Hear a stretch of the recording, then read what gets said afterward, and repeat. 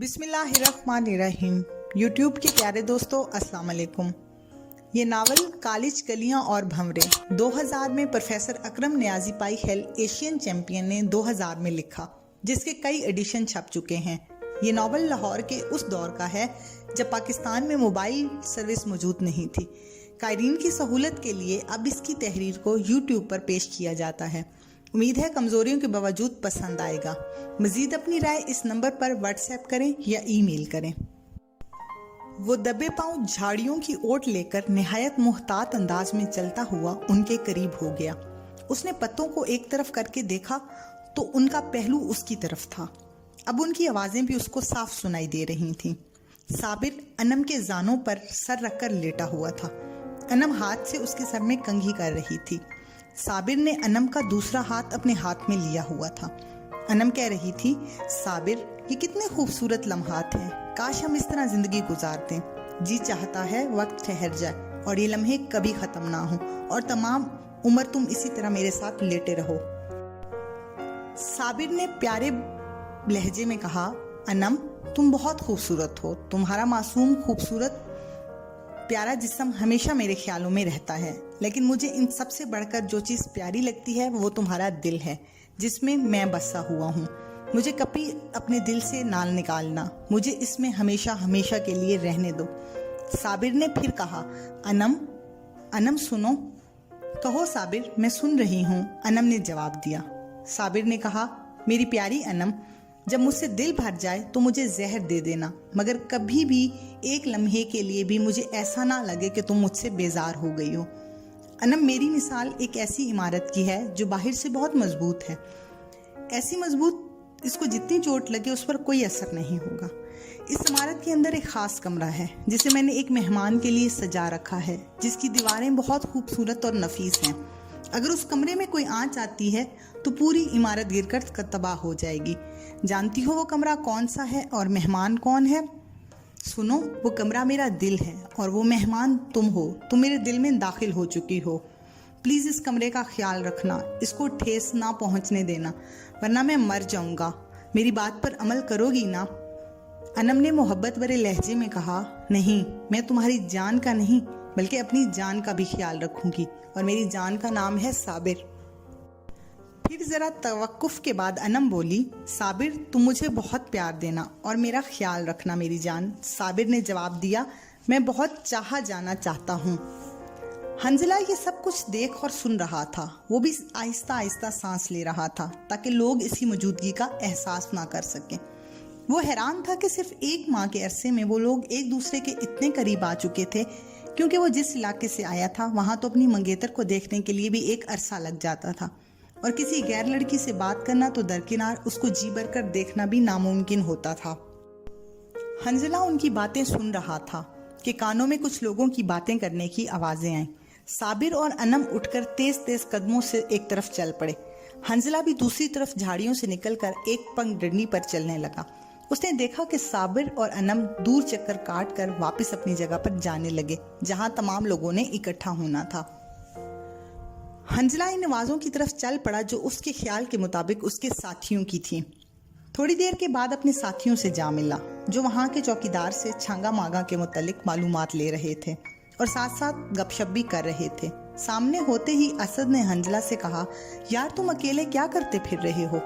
निगत ने तायद में कहा, बाज बंदे तन्हाई में रफाकत ढूंढ लेते हैं, हालांकि रफाकत लोगों में ढूंढनी चाहिए। शगुफ्ता ने मजीद बात को बढ़ाया, बाज बंदों को अपनी खूबसूरती पर नाज होता है और यही बात उनको लोगों से दूर रखती है। हालांकि आमतौर पर जो लोग खूबसूरत नजर आते हैं वो अंदर से होते नहीं हैं।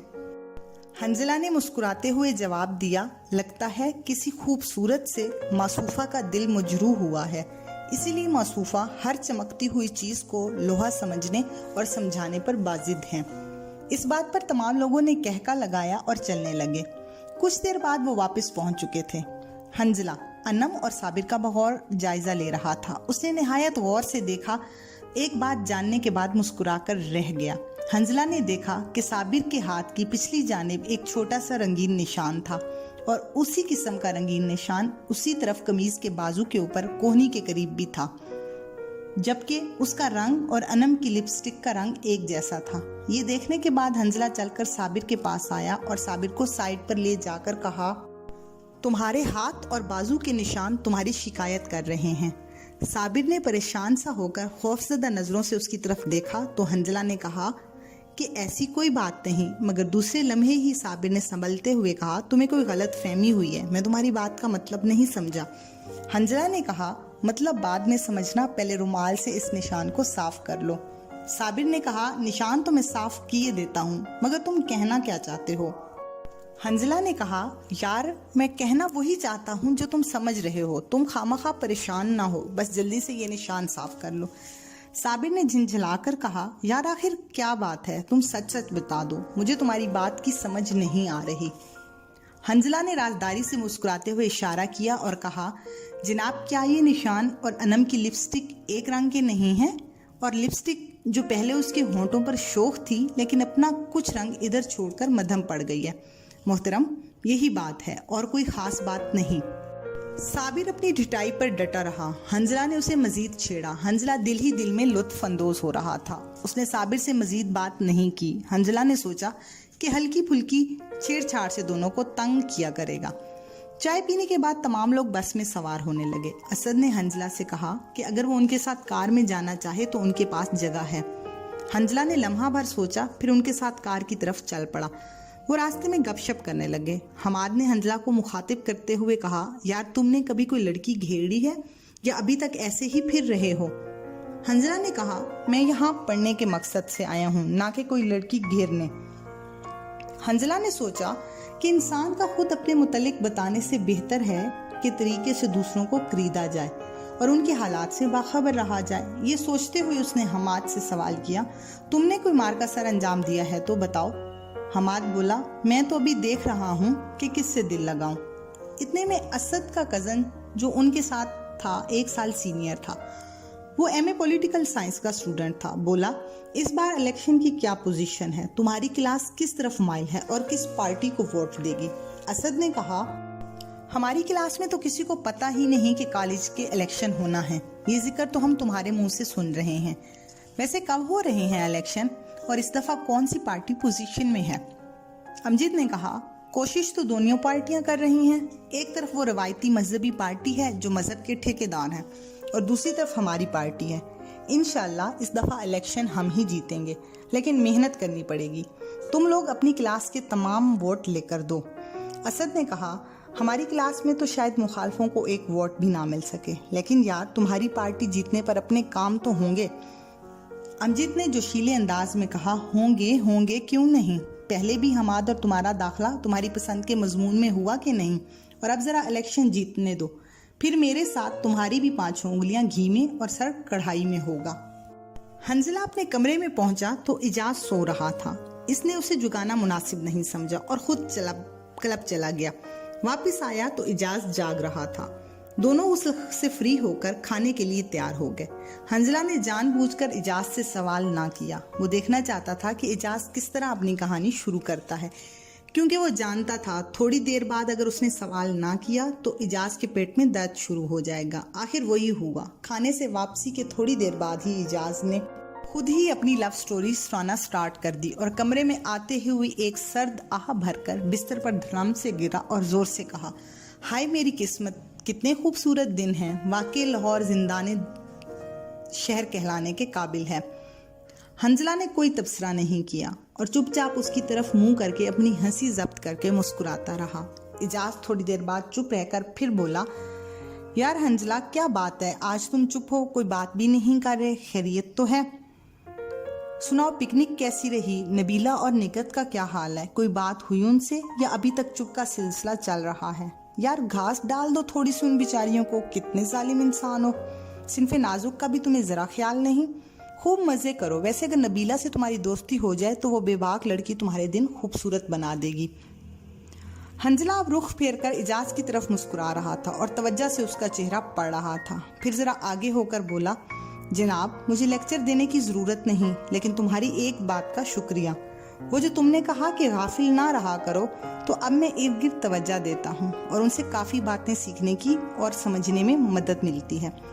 बहरहाल इस मशवरे का शुक्रिया, मगर बाकी नसीहतें अपने पास रखो। अच्छा ये बताओ तुम्हारा दिन कैसा गुजरा?